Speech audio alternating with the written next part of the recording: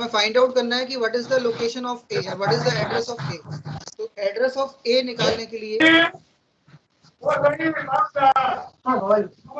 Of कर लो, किसका mic on है? हाँ, अब इसका एड्रेस निकालना है। माइक ऑफ कर लो कि जिसका भी माइक ऑन हो। विजयलक्ष्मी। माइक ऑफ कर लो, किसका ऑन है माइक? ठीक है। Now we are finding the address of A. तो एड्रेस निकालने के लिए एक वेरिएबल होता है, सॉरी कीवर्ड होता है, जिसे बोलते हैं हम आईडी। आईडी ऑफ ए निकालेंगे। ठीक, what is the ID of A. ठीक, तो जब आप आईडी ऑफ ए टाइप करेंगे तो हमें ये क्या दे देगा कि ए मेमोरी में कौन से बाइट नंबर पे स्टोर है। तो देखो ये इस बाइट नंबर पे स्टोर है। ए का आईडी क्या आ गया? 18418014440। ठीक है, तो बाइट और नंबर है। हाँ, ये सिस्टम डिपेंडेंट होता है। मतलब जब हम प्रोग्राम रन करा रहे हैं तो उस टाइम पे जो भी मेमोरी लोकेशन इसको एलोकेट होगी, मतलब जब प्रोग्राम को हम रन कराएंगे तो उसको कोई मेमोरी मिलेगी। तो ए को कौन सी मेमोरी, कौन सा बाइट नंबर मिला? 18418014440। मतलब ये कोई कंपलसरी नहीं है कि ये हमेशा सेम ही रहे, ये चेंज भी हो सकता है, क्योंकि ये डिपेंड किस पे करेगा कि हमने किस टाइम पे प्रोग्राम रन कराया है और किस टाइम पे कौन सी मेमोरी लोकेशन उसको एलोकेट हुई है। भाई मेरे पास मान लो अगर पूरा मेमोरी स्पेस फ्री है तो मैं इसको कहीं पे भी एलोकेट कर सकता हूँ। ठीक है, तो ये सिस्टम डिपेंडेंट होता है कि what will be the address of variable A. अभी मेरा एड्रेस ये आया, हो सकता है कि बाद में कुछ एड्रेस और आ जाए। ठीक है, तो अब क्या होगा कि जो मेरा 20 है वो 20 की लोकेशन क्या आ गई? 18418014440 मींस द वैल्यू 20 इज हाँ, the value 20 is stored at the memory location 18418014440। ठीक, अब सपोज मैं आईडी ऑफ बी निकालूं कि what is the ID of B. Sir ये उसका एड्रेस है। हाँ, ये एड्रेस हो गया, ए का एड्रेस हो गया। ठीक, अब मुझे फाइंड आउट करना है कि what is the ID of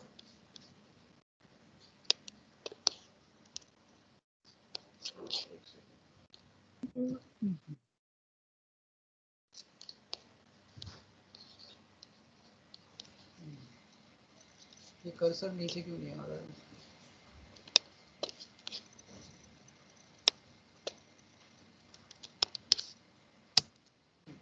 now हमें फाइंड आउट करना है कि what is the ID of B. तो आईडी ऑफ बी कितना आ गया? ये आ गया। बी का आईडी क्या है? अलग आया ना ए से? Yes sir. हाँ, तो अब दोनों का क्या है? एड्रेस अलग अलग है। एड्रेस अलग अलग का मतलब ये होता है कि दोनों वेरिएबल डिफरेंट हैं। अगर दोनों वेरिएबल का एड्रेस सेम आता, अगर दोनों वेरिएबल का एड्रेस सेम आता तो हम ए और बी को सेम ऑब्जेक्ट मानते हैं। अगर ऑब्जेक्ट्स के एड्रेस डिफरेंट होंगे तो वो ऑब्जेक्ट्स भी क्या होते हैं? अलग अलग होते हैं। लेकिन अगर ऑब्जेक्ट्स के एड्रेस सेम हो तो वो ऑब्जेक्ट क्या होते हैं? सेम होते हैं। फॉर एग्जाम्पल सपोज मैंने यहाँ पे लिखा x इक्वल टू, एक मिनट, ये x इक्वल टू लिखा 20। ठीक, चलो डबल x हो गया, चलो ठीक, कोई बात नहीं। Suppose double y equal to 20। अब देखो x की वैल्यू कितनी है? 20 है, और y की वैल्यू कितनी है? 20 है। अब मैं सपोज आईडी ऑफ x निकालूं, आईडी ऑफ x तो कितना आया? ये आया। ठीक, अब मैं आईडी ऑफ y निकाल, हाँ फुल स्क्रीन कर लो सर पाइप तो। फुल स्क्रीन नहीं है क्या ये? सेम आएगा। हाँ ठीक है, नीचे का सर रिजल्ट नहीं है। हाँ, अब देखो आईडी ऑफ x कितना, आईडी ऑफ x कितना आया?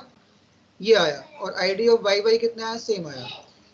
तो क्या हुआ कि दोनों ऑब्जेक्ट्स का एड्रेस क्या है? सेम है, x और y का। जब x और y का एड्रेस सेम है तो ये क्या होगा कि x भी सेम मेमोरी लोकेशन पे पॉइंट कर रहा होगा और y भी सेम मेमोरी लोकेशन पे पॉइंट कर रहा होगा। ठीक है, यानी क्या हो गया? दोनों ऑब्जेक्ट क्या हो गए? सेम हो गए। हाँ सर, ऐसा कोई मतलब ऐसा कोई फंक्शन मतलब यूज कर सकते हैं जैसे कि अगर हम ये लोकेशन डाल दें तो हमें पता चल जाए कि ये इसकी वैल्यू है x है या 20 है। नहीं, लोकेशन से वैल्यू पता नहीं कर सकते, वैल्यू से लोकेशन पता कर सकते हैं।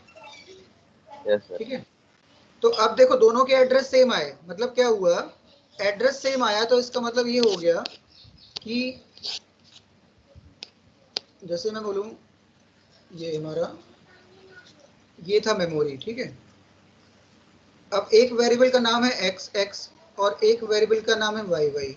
एक्स एक्स की वैल्यू भी 20 है और वाई वाई की वैल्यू भी 20 है, ठीक। सपोज हमने एक वेरिएबल ये बनाया और एक वेरिएबल ये बनाया। अब देखो दोनों के नाम अलग हैं, तो नाम अलग होने से ये नहीं हो जाता है कि वो दोनों ऑब्जेक्ट अलग अलग हैं, ठीक। हमें उसका एड्रेस दिखना पड़ेगा। तो हमारा एक्स इसका एड्रेस कितना आया था, ये आया था हमारा 18418014440 18418014440 ये किसका एड्रेस था, एक्स एक्स का। और वाई वाई का एड्रेस भी क्या आया था, यही आया था। तो मतलब क्या है कि एक्स और वाई दोनों एक ही मेमोरी लोकेशन पे मेमोरी लोकेशन को रेफर कर रहे हैं। तो मतलब क्या हो गया कि X X is Y Y, अगर हम चेक करेंगे तो ये क्या देगा, ट्रू देगा। यस सर, वो तो नहीं। ठीक है, क्योंकि दोनों का एड्रेस क्या है, सेम है। एक्स एक्स का मेमोरी लोकेशन भी 18418014440 है और वाई वाई का मेमोरी लोकेशन भी क्या है, सेम है। तो it means that both the objects are same. If the memory location is same then objects will also be the same. So in this case both the addresses are same, so the objects will also be same, ठीक। तो अगर हम इसको check करें किस चीज को, कि हमारा ये X X equal to X X is Y Y, अगर हम चेक करेंगे तो हमारा ये रिजल्ट क्या आएगा, ट्रू आएगा। X X is Y Y, true आएगा, ठीक है। तो यहाँ पे हमें ऑब्जेक्ट सेम कब होंगे, जब उनका एड्रेस सेम होगा। और एड्रेस तभी सेम होगा जब उनकी वैल्यू सेम होगी। मतलब जैसे x इक्वल टू 20 है और y इक्वल टू 20 है, तो इससे हमें ये पता लगा कि x की वैल्यू भी 20 है और y की वैल्यू भी 20 है। तो दोनों वेरिएबल क्या कर रहे होंगे, सेम मेमोरी लोकेशन पे स्टोर होंगे। जब सेम मेमोरी लोकेशन पे स्टोर हैं तो वो दोनों ऑब्जेक्ट भी क्या हो जाएंगे, सेम हो जाएंगे, ठीक है। लेकिन अगर उनकी वैल्यू डिफरेंट होगी, x इक्वल टू 30 लिखा, y इक्वल टू 50 लिखा, तो x की वैल्यू 30 और y की वैल्यू 50 है, तो दोनों ऑब्जेक्ट को अलग अलग मेमोरी लोकेशन मिलेगी। मतलब आईडी ऑफ x अलग होगा और आईडी ऑफ y अलग होगा। तो जब आईडी डिफर करेगी तो उनका मेमोरी लोकेशन भी डिफर करेगा, और मेमोरी लोकेशन डिफर करेगा तो वो ऑब्जेक्ट्स भी क्या होंगे, अलग अलग हो जाएंगे, ठीक है। तो always remember whenever the value is same it means that memory location will also be the same, ठीक है। अगर वैल्यू सेम है ऑब्जेक्ट्स की तो मेमोरी लोकेशन भी सेम होगा, और मेमोरी लोकेशन सेम होगा तो वो ऑब्जेक्ट्स भी क्या होंगे, सेम हो जाएंगे, ठीक है। समझ में आया? Yes sir. Yes, sir. ठीक है। तो whenever the value is same, अगर 20 दोनों को दिया है तो दोनों ऑब्जेक्ट एक ही वैल्यू को रेफर कर रहे हैं तो मेमोरी में उनका एड्रेस भी क्या हो जाएगा, सेम हो जाएगा। तो जब हम चेक करेंगे तो दोनों की जो x इज y अगर हम चेक करेंगे तो वो क्या आएगा, ट्रू आएगा, ठीक। लेकिन अगर वैल्यू डिफरेंट हो जाएगी, जैसे x 50 है और y अगर 70 है, तो क्या होगा कि x और y दोनों अलग अलग मेमोरी लोकेशन पे होंगे। मतलब x का मेमोरी लोकेशन कुछ और होगा और y का मेमोरी लोकेशन कुछ और होगा, ठीक है। तो जब मेमोरी लोकेशन डिफरेंट है तो फिर वो ऑब्जेक्ट भी क्या हो जाएंगे, डिफरेंट हो जाएंगे, ठीक है। एक घर में दो लोग। हाँ ठीक, तो आई थिंक अब ये समझ में आ गया होगा व्हाट इज द इज क्यों ट्रू दे रहा है, और एक होता है इज नॉट। तो इज नॉट तो सेम ही है, एक्स इज नॉट, इसमें एक्स की वैल्यू 30 है, वाई की वैल्यू 50 है, तो एक्स इज नॉट वाई क्या आएगा, ट्रू आएगा, क्योंकि एक्स की वैल्यू कितनी है, 30 है और वाई की वैल्यू कितनी है, 50 है। तो एक्स इज नॉट वाई क्या आएगा, 15 ट्रू आएगा। एक्स वाई नहीं है ना, दोनों ऑब्जेक्ट अलग अलग हैं, एक्स इज नॉट वाई, तो ट्रू मिलेगा ना। Yes sir. ठीक, यस तो सर। तो ये हमारे हो गए आइडेंटिटी ऑपरेटर। आइडेंटिटी ऑपरेटर क्या करता है कि वो चेक करता है कि whether the objects are same और not. If the objects are same it will give the true value, and if the objects are different then it will give the false value. ठीक, समझ में आ गया? Yes sir. ठीक है, yes sir. अब हम आगे बढ़ते हैं। नेक्स्ट हमारा है आइडेंटिटी के बाद जो है इज और इज नॉट दोनों हो गए हमारे। Now we will check the next operator that is called membership operator. ठीक है, हेडिंग लिखो membership operator. The now next category of operator is membership operator. Membership operators.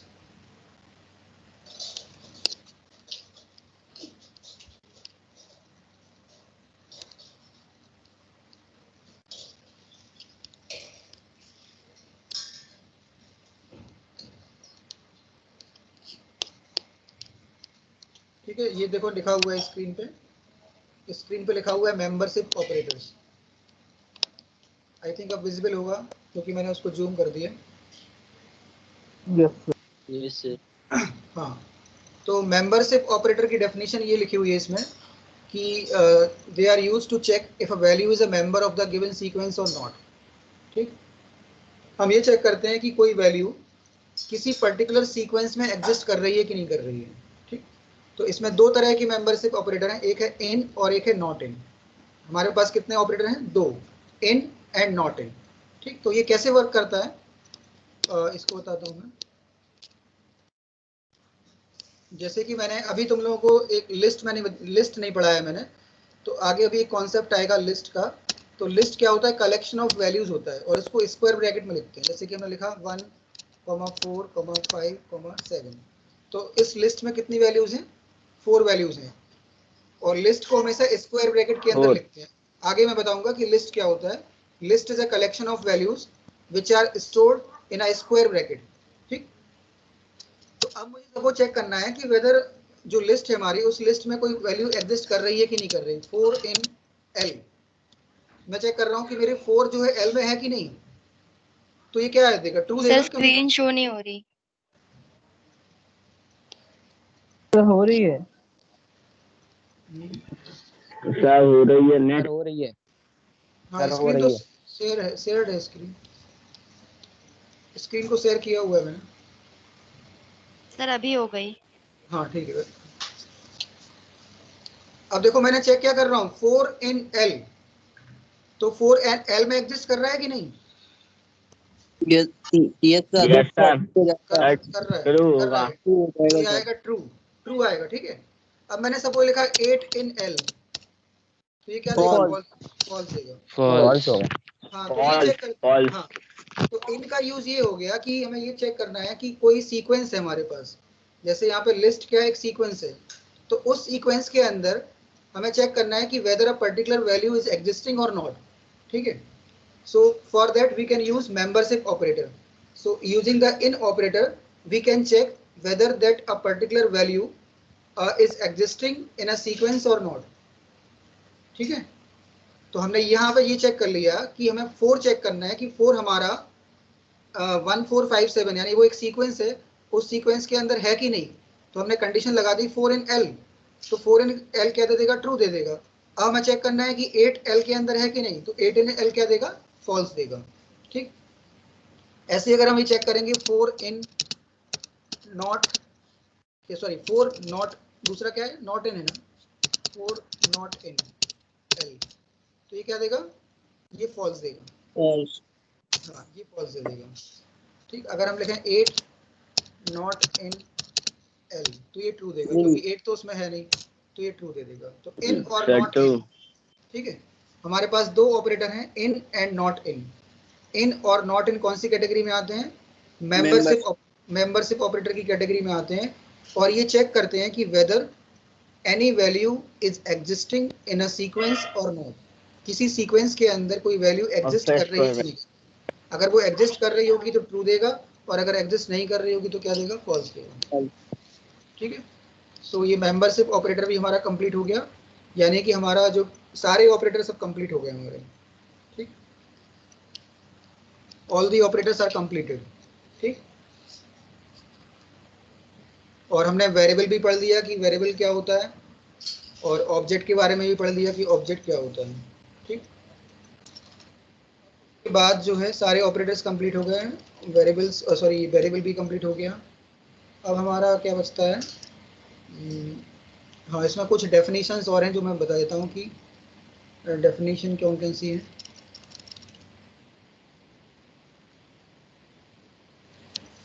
इसमें एक डेफिनेशन नोट कर लो कि एक्सप्रेशन का मीनिंग क्या होता है। Expression,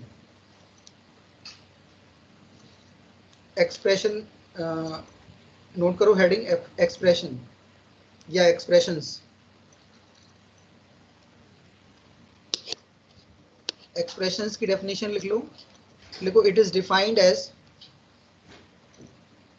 it is defined as a combination, it is defined as a combination of constants comma variables and operators. It is defined as a combination of constants comma variables and operators. Full stop. फिर आगे से लिखना it always evaluates, it always evaluates to a true value, it always evaluates to a true value,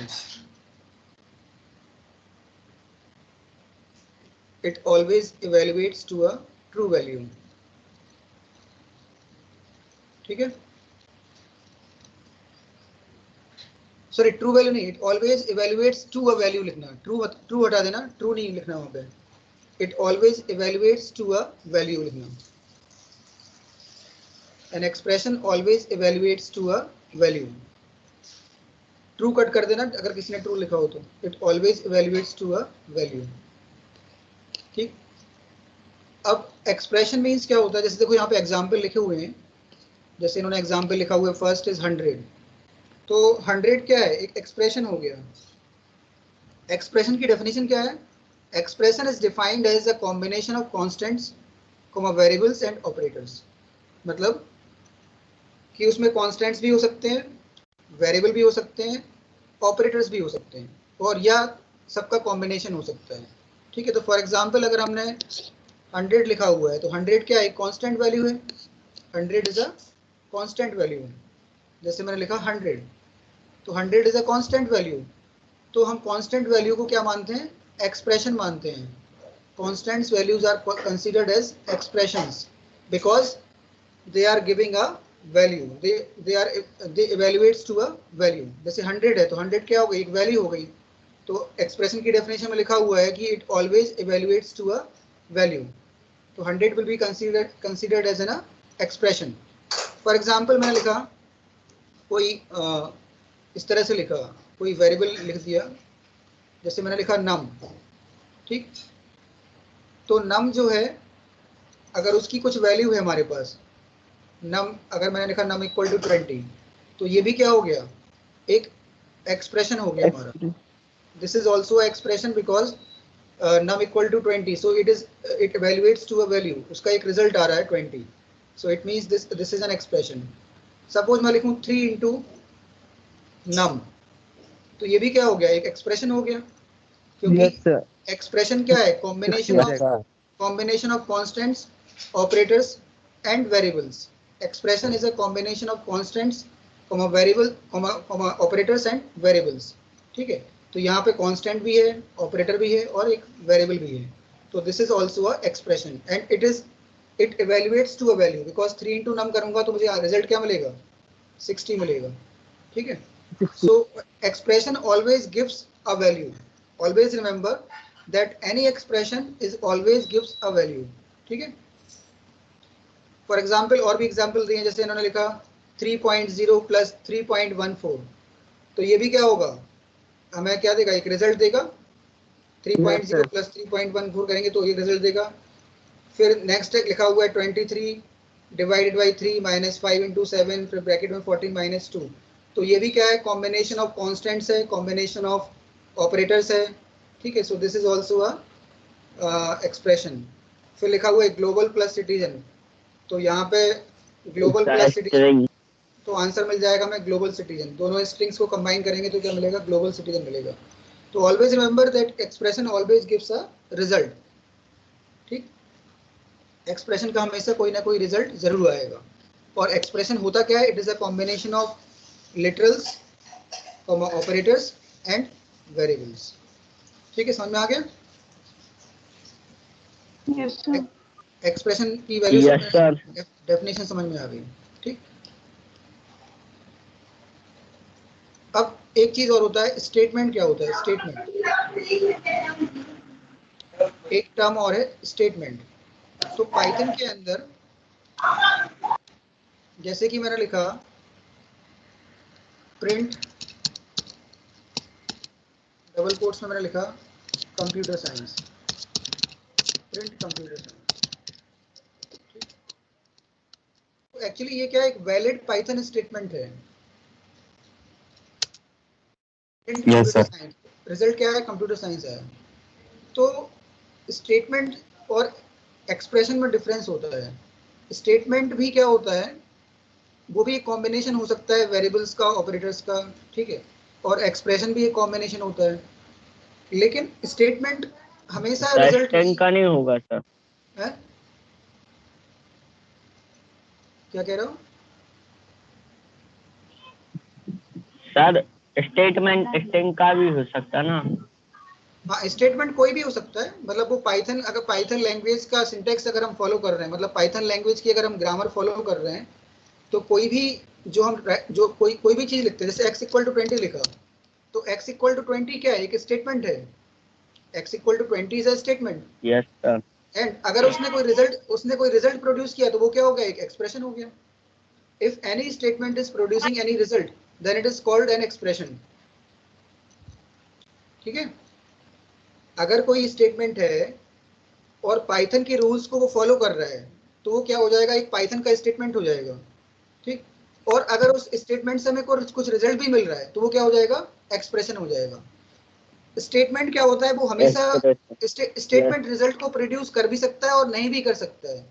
statement means क्या हो गया कि it it means वो result को देगा भी और नहीं भी दे सकता है। बट एक्सप्रेशन जो होगा वो रिजल्ट को हमेशा देगा। मतलब एक्सप्रेशन जो होगा वो हमेशा कोई ना कोई वैल्यू प्रोड्यूस करेगा। बट स्टेटमेंट जो होगा वो एक कोई कंपलसरी नहीं है कि वो हमेशा कोई वैल्यू प्रोड्यूस करे। अगर कोई पूछता है कि what is the difference between statement and an expression, तो आप बोलोगे कि स्टेटमेंट कैन गिव रिजल्ट और not, but N expression always gives a result. Expression always gives gives a result. Yes result. Sir. ठीक है, तो ये दो टर्म है, स्टेटमेंट एंड एक्सप्रेशन। तो इनको ध्यान रखना कि क्योंकि हम लोग जब पाइथन का प्रोग्राम लिखते हैं तो बार बार बोलते हैं कि this is a statement, this is a statement, this is an expression. ठीक, तो आप स्टेटमेंट और एक्सप्रेशन को इस तरह से कंसिडर करोगे कि स्टेटमेंट मतलब वो पाइथन के रूल्स को अगर फॉलो कर रहा है तो वो स्टेटमेंट हो जाएगा, और अगर स्टेटमेंट हमें कोई रिजल्ट भी दे रहा है तो वो क्या हो जाएगा? एक्सप्रेशन हो जाएगा। ठीक, समझ में आ गया स्टेटमेंट और एक्सप्रेशन में डिफरेंस? Yes sir. ठीक, अब नेक्स्ट है हमारा एक्सप्रेशन कंप्लीट हो गया। अब नेक्स्ट है हमारा हेडिंग है प्रेसिडेंस ऑफ ऑपरेटर्स। हेडिंग लिखो प्रेसिडेंस ऑफ ऑपरेटर्स।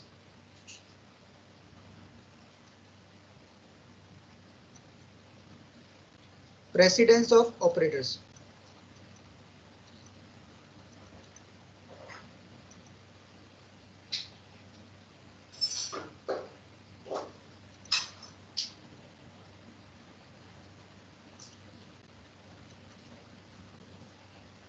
ठीक है, अब देखो प्रेसिडेंस ऑफ ऑपरेटर्स का मतलब ये है, प्रेसिडेंस का मतलब होता है प्रायोरिटी। ठीक है, प्रायोरिटी क्या होती है? प्रेसिडेंस मीन्स प्रायोरिटी, और तो इसका मतलब हो गया प्रायोरिटी ऑफ ऑपरेटर्स। मतलब किस ऑपरेटर की क्या प्रायोरिटी है। अभी तक हमने जितने भी ऑपरेटर्स पढ़े हैं, तो वो ऑपरेटर्स किस, उनकी प्रायोरिटी ऑर्डर क्या है, मतलब किस ऑपरेटर की प्रायोरिटी ज़्यादा है और किस ऑपरेटर की प्रायोरिटी कम है।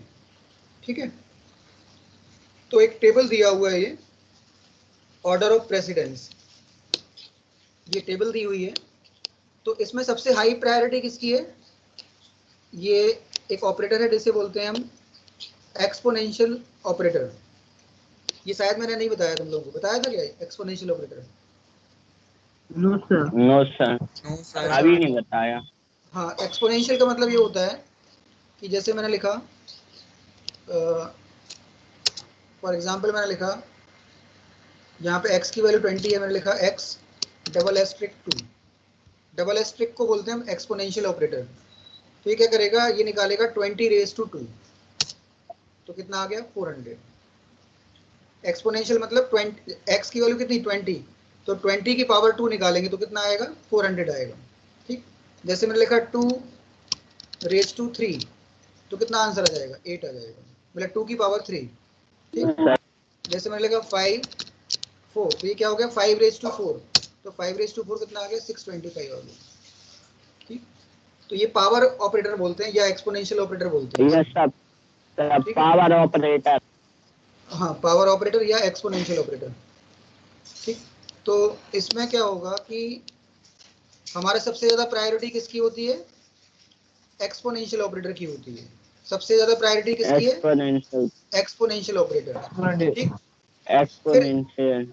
हाँ, फिर नेक्स्ट है हमारा, नेक्स्ट कैटेगरी में कौन कौन से हैं, देखो एक तो तुम्हारा ये बना हुआ है पहला, ये टिल्ड, इसको कॉम्प्लीमेंट ऑपरेटर बोलते हैं। ये वाला जो ऑपरेटर है, this is called complement operator. ठीक, ये वाला, और ये तो बताइए ये प्लस है और ये माइनस है।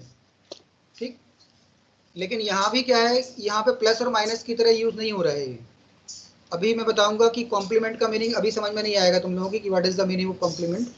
अभी मैं जब वो चैप्टर 2 पढ़ाऊंगा नंबर सिस्टम वाला, तो उसमें समझ में आएगा कि कॉम्प्लीमेंट का मीनिंग क्या होता है। तो अभी मैं ये ऑपरेटर नहीं बता रहा हूँ कि कॉम्प्लीमेंट किस तरह से काम करता है, बट यहाँ पे प्लस और माइनस जो है, प्लस और माइनस दो तरह से यूज होते हैं।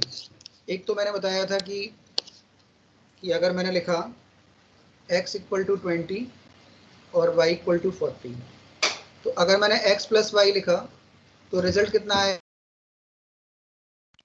60। ठीक, तो ये तो है हमारा, ये तो हमारा जो प्लस है यहाँ पे, ये प्लस, हाँ ये प्लस क्या है हमारा, एक अर्थमेटिक ऑपरेटर है। कौन सी कैटेगरी में आता है ये, अर्थमेटिक ऑपरेटर की कैटेगरी में। ठीक, ठीक, लेकिन हम प्लस और माइनस को दो तरह, एक अलग तरीके से यूज कर सकते हैं। जैसे कि मैंने लिखा प्लस एक्स, तो प्लस एक्स मतलब क्या हुआ, इसकी वैल्यू कितनी हो, एक्स 20 है तो प्लस 20 भी क्या रहेगा 20 ही रहेगा। ठीक, अब अगर मैंने लिख दिया माइनस एक्स लिख दिया, तो उसकी वैल्यू क्या हो जाएगी, नेगेटिव हो जाएगी, -20। हाँ, तो रिजल्ट हो जाएगा -20। तो यहाँ पे ध्यान रखना कि जब हम प्लस और माइनस ऑपरेटर को दो वेरिएबल्स के साथ यूज करते हैं, दो यहाँ पे एक्स और वाई के साथ यूज किया, तो ये कौन सी कैटेगरी में आएगा, ये आएगा अर्थमेटिक ऑपरेटर की कैटेगरी में। जैसे मैंने x प्लस वाई लिखा, तो यहाँ पे प्लस ऑपरेटर जो है वो दो वेरिएबल्स के साथ यूज हो रहा है, x और y के साथ। So this variable will be called as a arithmetic operator, arithmetic operator. लेकिन अगर हम उसको एक वेरिएबल के साथ यूज करें, जैसे केवल x के साथ यूज किया, या मैंने इसको केवल y के साथ यूज किया, ऐसे -x एंड -y, ठीक, तो फिर इस ऑपरेटर को हम बोलते हैं unary operator, UNARY, unary operator.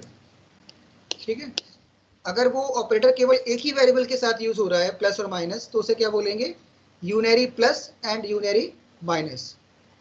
ठीक है, समझ में आया।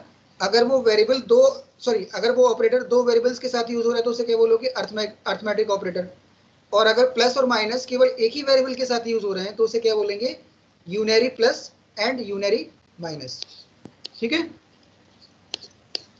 तो यहाँ पे जो सेकंड प्रेसिडेंस है, मतलब जो सेकंड नंबर पे किसकी प्रायोरिटी होगी, यूनरी प्लस ऑपरेटर की एंड यूनरी माइनस ऑपरेटर की। समझ में आया। सेकंड लेवल पे कौन है, complement operator, unary plus and unary minus. हाँ, ये प्लस और माइनस अर्थमेटिक ऑपरेटर नहीं है, ये कौन से हैं, यूनरी ऑपरेटर हैं। तो सेकंड लेवल पे कौन आएगा, यूनरी प्लस, हाँ सिंगल के लिए है। फिर थर्ड वाला है हमारा, थर्ड कैटेगरी पे कौन आएगा, multiply, divide, modulus and flow division. इसकी प्रायोरिटी क्या है, ये थर्ड प्रायोरिटी पे है। फिर फोर्थ प्रायोरिटी पे क्या है, प्लस और माइनस है। तो ये वाला प्रायोरिटी पे, हाँ ये अर्थमेटिक वाला है। फिफ्थ प्रायोरिटी पे क्या है, less than equal to, less than, greater than और ग्रेटर देन इक्वल टू, यानी रिलेशनल ऑपरेटर्स कौन सी प्रायोरिटी पे हैं, फिफ्थ प्रायोरिटी पे हैं। फिर सिक्स प्रायोरिटी पे कौन कौन है, इक्वल टू है और not equal to, not equal to, इसकी प्रायोरिटी 6 है। फिर सेवंथ प्रायोरिटी पे हमारे असाइनमेंट ऑपरेटर्स आते हैं, असाइनमेंट ऑपरेटर की प्रायोरिटी क्या है, सेवंथ। एट्थ प्रायोरिटी पे कौन है, इज एंड इज नॉट, यानी आइडेंटिटी ऑपरेटर की प्रायोरिटी क्या है, 8th नंबर पे है। फिर मेंबरशिप ऑपरेटर की प्रायोरिटी क्या है, 9th लेवल पे है वो। और लॉजिकल ऑपरेटर्स की प्रायोरिटी क्या है, 10th लेवल पे। मतलब सबसे लोएस्ट प्रायोरिटी किसकी है, लॉजिकल ऑपरेटर्स की। सबसे हाईएस्ट प्रायोरिटी किसकी है, एक्सपोनेंशियल ऑपरेटर की। तो ये प्रायोरिटी ऑर्डर हमें याद रखना पड़ेगा कि किस ऑपरेटर की प्रायोरिटी क्या है। ठीक, अब प्रायोरिटी हम लोग यूज क्यों कर रहे हैं, why we are using priority order. ठीक है, तो जैसे तुम लोगों ने मैथमेटिक्स में पढ़ा होगा, मैथ्स में तुमने एक कॉन्सेप्ट पढ़ा होगा कि मैथ्स में मैंने अगर एक एक्सप्रेशन लिखा हुआ है इस तरह से, जैसे मैंने मैथमेटिक्स के अंदर एक एक्सप्रेशन लिख दिया 20 × 30 + 10 - 40 / 10। ठीक, ये एक एक्सप्रेशन लिखा हुआ है। तो अब इस एक्सप्रेशन को तुम लोग कैसे इवेलुएट करोगे, इसका रिजल्ट कैसे निकालोगे, सबसे पहले मल्टीप्लाई करेंगे, फिर हाँ, डिवाइड करेंगे। देखो पहले मल्टीप्लिकेशन बोर्ड मास रूल चलता है ना। यस सर, पहले मल्टीप्लाई, तो इसमें क्या होता है, पहले ब्रैकेट, यस सर, फिर डिवीजन, फिर पहले मल्टीप्लिकेशन, फिर एडिशन, फिर ब्रैकेट सब्ट्रैक्शन। ओपन, ठीक है, ये चलता है। तो यहाँ पे हमें ब्रैकेट तो यूज करना दिया नहीं है, तो पहले हम कौन सा ऑपरेशन लगाएंगे, डिवाइड, डिवीजन, मतलब पहले ये लगेगा, फिर डिवीजन के बाद क्या लगेगा, डिवीजन के बाद लगेगा मल्टीप्लिकेशन, मल्टीप्लिकेशन, फिर मल्टीप्लिकेशन के बाद क्या चलेगा, एडिशन, एडिशन, और एडिशन के बाद क्या चलेगा, सब्ट्रैक्शन चलेगा। मतलब ये इस तरह से चलेगा ये। ठीक है, क्योंकि मैंने लिखा था 20 × 30 + 10 - 40 / 10, ये लिखा था। तो पहले हम क्या करेंगे, 40 / 10 करेंगे, उसके बाद 20 × 30 करेंगे, फिर उसके बाद हम प्लस, ये वाला प्लस ऑपरेशन करेंगे, और उसके बाद फिर ये माइनस ऑपरेशन करेंगे। ठीक है, तो ये क्या हो गया कि ये प्रायोरिटी के बेसिस पे तो कर रहे हैं हम, मतलब क्योंकि जब हमें कोई एक्सप्रेशन मिलेगा और उस एक्सप्रेशन को अगर हमें इवेल्युएट करना है, तो उस इवेल्युएशन में हमें ये चेक करना पड़ेगा कि किस ऑपरेटर की प्रायोरिटी क्या है। ठीक है, तो इसलिए ये प्रायोरिटी ऑर्डर डिसाइड किया हुआ है कि पाइथन के अंदर सबसे पहले हाईएस्ट प्रायोरिटी किसकी है, एक्सपोनेंशियल की। उसके बाद जो नेक्स्ट प्रायोरिटी होगी वो किसकी होगी, unary plus, unary minus and complement operator. फिर नेक्स्ट प्रायोरिटी होगी मल्टीप्लिकेशन, डिवीजन, मॉडुलस एंड फिर प्लस माइनस, फिर रिलेशनल ऑपरेटर, फिर इक्वालिटी ऑपरेटर, फिर ये तुम्हारा असाइनमेंट ऑपरेटर, फिर इज एंड इज नॉट, फिर in and not in, and last जो होगा नॉट और एंड आइडेंटिटी ऑपरेटर। तो ये टेबल तुम लोग बना लेना और उसको नोट कर लेना, प्रायोरिटी ऑर्डर क्या है इसका। ठीक है, हाँ, देखो इसके एक दो एग्जांपल दिए इन्होंने आगे कि कैसे हम कोई एक्सप्रेशन को सॉल्व करेंगे। ये जो मैंने प्रायोरिटी ऑपरेटर निकाला, अच्छा इसमें एक पॉइंट नोट कर लेना, जैसे कि यहाँ पे देखो ये तुम्हारे ये मल्टीप्लिकेशन है, डिवीजन है, ये मॉडुलस है और ये फ्लोर डिवीजन है। इनकी प्रायोरिटी क्या है, सेम है ना। यस सर, मतलब सेम प्रायोरिटी लेवल क्या उनका 3 है, तो चारों ऑपरेटर की प्रायोरिटी सेम है। तो अगर किसी एक्सप्रेशन में ये ऑपरेटर साथ साथ आ गए तो पहले हम किसको इवेल्युएट करेंगे। जैसे मैंने फॉर एग्जांपल, जैसे मैंने लिखा 20 × 30, फिर मैंने डिवीजन लगा दिया 10, फिर मैंने फ्लोर डिवीजन लगा दिया 2। तो अब इन सारे ऑपरेटर्स की प्रायोरिटी तो सेम है, इनका प्रायोरिटी लेवल क्या है, 3 लेवल पे है, ये लेवल 3 पे है, यस सर, ये लेवल 3 पे है। तो अब मुझे बताओ कि जब प्रायोरिटी सेम है तो मैं किस ऑर्डर में इवेल्युएट करूंगा इसे। नहीं, इसको हम इवेल्युएट करेंगे, देखो प्रायोरिटी सेम है, पहले मल्टीप्लाई, नो पहले ऑर्डर सुनो। प्रायोरिटी जब सेम होगी तो हम इसको लेफ्ट टू राइट इवेल्युएट करेंगे, L2R, लेफ्ट टू राइट। ध्यान रखना, अगर सारे ऑपरेटर्स की प्रायोरिटी सेम है तो उसका इवेल्युएशन ऑर्डर क्या होगा, लेफ्ट टू राइट होगा। यस सर, ठीक, तो मतलब हम पहले 20 × 30 करेंगे, फिर जो रिजल्ट आएगा उसको हम 10 से डिवाइड करेंगे और फिर जो रिजल्ट आएगा उसका 2 से मॉडुलस निकालेंगे, फ्लोर डिवीजन निकालेंगे। मतलब पहले क्या होगा, 20 इंटू 30 निकलेगा, रिजल्ट कितना आया 600। अब 600 का 10 से डिवीजन होगा तो रिजल्ट आ जाएगा 60 और फिर 60 का 2 से फ्लोर डिवीजन निकालेंगे तो रिजल्ट आ जाएगा 30.0 या 30 आ जाएगा। ठीक है, अगर हम इसको इवेल्यूट करने जाएं किसको, 20 इंटू 30 को, तो देखो पाइथन में अगर हम इसको इवेल्यूट करेंगे तो हमारा आएगा 20 इंटू 30 डिवाइड बाई क्या था, कितना था 10 डिवाइडेड बाई 10 एंड फिर डिवाइडेड बाई 10 फिर फ्लोर डिवीजन था 2। ठीक, तो इसका रिजल्ट कितना आएगा 30.0 आ गया। Yes sir. ठीक है, तो ये किससे पता लगा, प्रायोरिटी ऑर्डर से पता लगा ना हमें, क्योंकि हमने फाइंड आउट कर लिया कि तीनों ऑपरेटर की प्रायोरिटी सेम है। तीनों ऑपरेटर की प्रायोरिटी सेम है, तो जब प्रायोरिटी सेम होती है तो हमें उसको इवेल्युएट कहाँ से करना है, लेफ्ट टू राइट इवेल्युएट करना है। ठीक है, ध्यान रखना, जब भी प्रायोरिटी सेम होगी तो इवेल्युएशन ऑर्डर क्या होगा, लेफ्ट टू राइट। ठीक, तो ये एग्जांपल समझ में आ गया। अब उसके बाद देखो और कोई एग्जांपल दिया है क्या, जैसे ये वाला है, जैसे मान लो एग्जाम में ये क्वेश्चन आया तो इसका रिजल्ट कितना आएगा बताओ, 20 + 30 × 40 का रिजल्ट।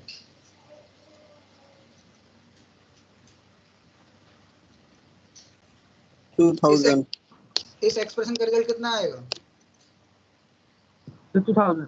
पहले क्या होगा, 30 × 40 होगा। Yes sir. Yes sir 2000। हाँ, तो 30 × 40 से कितना आ गया हमारा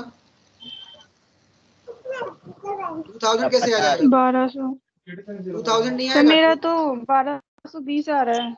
1220 आएगा, 20 आएगा। यस सर 1220 आएगा। पहले 30 × 40 होगा, 1220 आ रहा है। 30 × 40 होगा, फिर जो रिजल्ट आएगा उसमें 20 ऐड हो यस जाएगा। सर। मतलब इसका रिजल्ट आएगा, ये आएगा इस तरह से 1220 20 + 30 × 40, तो रिजल्ट आएगा 1220। ठीक है,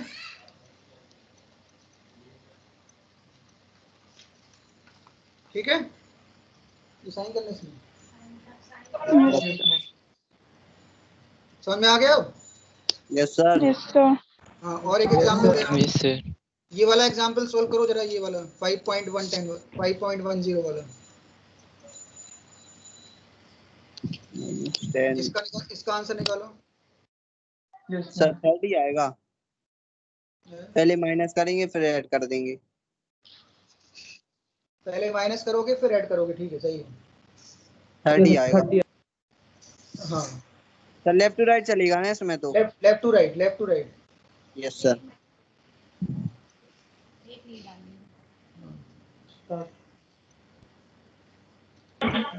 लेफ्ट टू राइट चलेगा, ठीक है।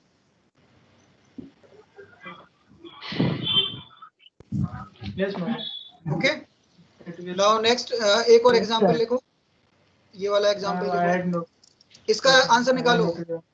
5.12 का एग्जांपल, इसका आंसर निकालो।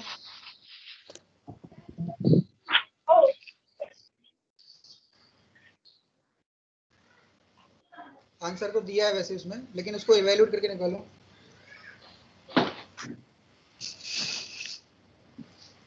पहले हमारा क्या होगा, पहले हमारे कौन सा, नहीं, पहले ब्रैकेट होगा पहले, Yes, ma'am. ठीक है। फिर ब्रैकेट का जो रिजल्ट आएगा ऐड होगा, वो इसमें ऐड होगा 15/4 में। सर वो इसका जो रिजल्ट आएगा, इसका रिजल्ट कितना आया, इसका रिजल्ट आया 11.0। अब और 15/4 का रिजल्ट कितना आएगा, यस सर 3.75। और वो किसके साथ ऐड होगा, 11.0 के साथ, तो आंसर आ जाएगा 14.75। ठीक है, जैसे आपने ma'am A raised to star A tends to ऐसी A B के लिए मैम S arrow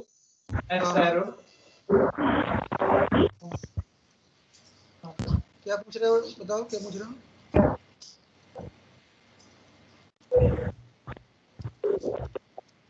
किसी को पूछना है क्या इसमें, नो सर। अगर किसी को कोई डाउट हो तो पूछ सकता है कि प्रायोरिटी ऑफ ऑपरेटर्स, वो तो एक टेबल दिया हुआ है, वो टेबल में बस याद रख लेना किसकी प्रायोरिटी क्या है और उस हिसाब से फिर अपना उसको आंसर निकालना है इसके।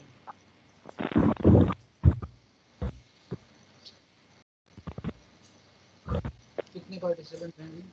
14 पार्टिसिपेंट। ये सब लोग क्यों नहीं आते हैं क्लास में? 14 लोग। सीएस में कितने बच्चे हैं टोटल? 18 बच्चे हैं।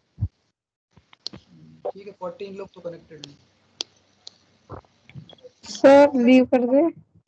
कर दे लीव। अब हाँ टाइम हो गया, लीव कर दो मीटिंग। ठीक है, मीटिंग लीव कर दो। Thank you sir. Thank you sir. Okay done. Okay recording thank you. हाँ, रिकॉर्डिंग में भेज परसों की भेज दूंगा और आज की भी भेज दूंगा। ठीक है, ठीक है, लीव कर दो, मीटिंग लीव कर दो।